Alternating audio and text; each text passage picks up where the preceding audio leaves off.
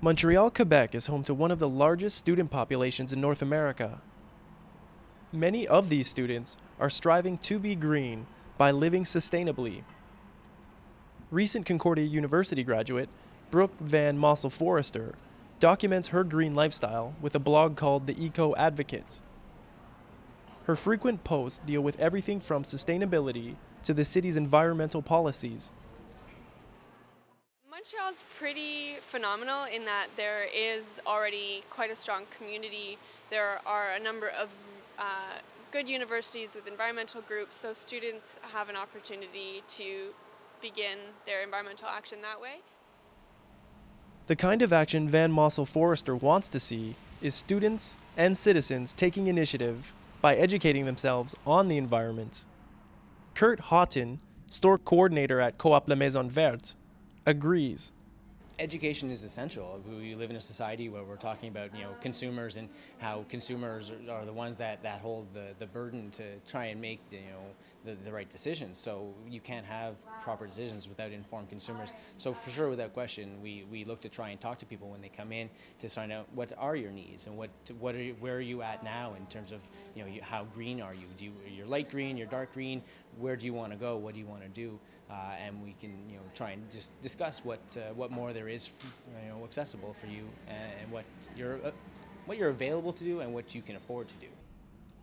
One of Van Mossel-Forrester's current posts deals with how to live sustainably on a budget and the misconception associated with the high cost of enviro-friendly products.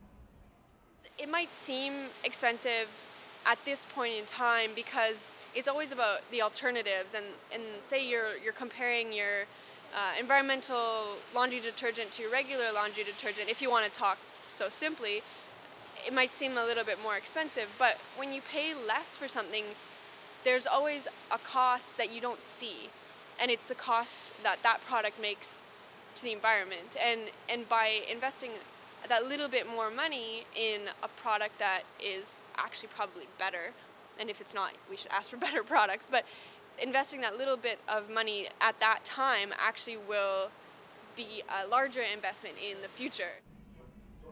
Houghton says their products do cost a little more, but also believes that it's an investment toward a better future. If you have a tight budget, you have to be selective. You don't have to do everything. You can just work at it and do it one thing at a time.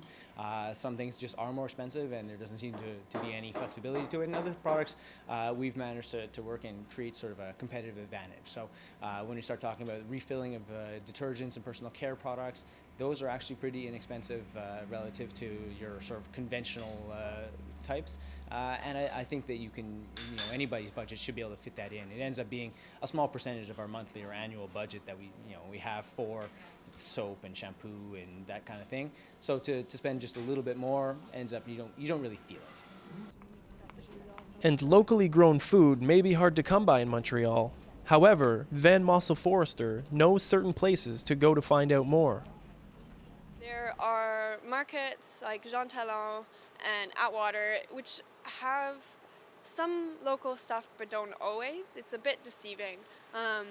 But you can go and you can ask people, obviously, if things have stickers on them and they look like they come from tropical countries, it's not locally grown.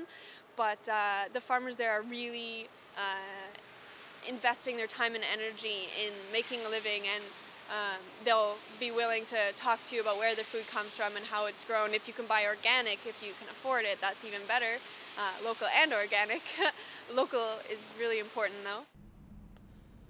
Located on the Concordia University campus in downtown Montreal, Le Frigo Vert sells local and organic products at a low cost. Bronwen Agnew, a collective member at Le Frigo Vert, mentions this as a part of their mandate.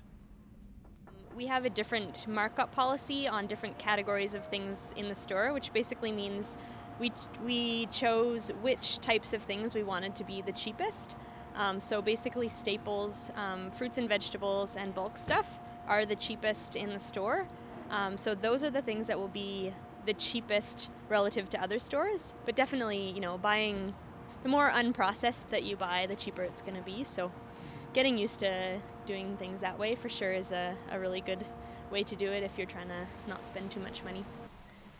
And Van Mossel-Forrester suggests a few easy steps to help when trying to live sustainably. 4 R's. So rethink, reduce, reuse, recycle. And you start with the top one and you work your way down. So rethinking what you buy and why you buy it and if you really need it. Purchasing things that are not manufactured in a way that impacts the environment.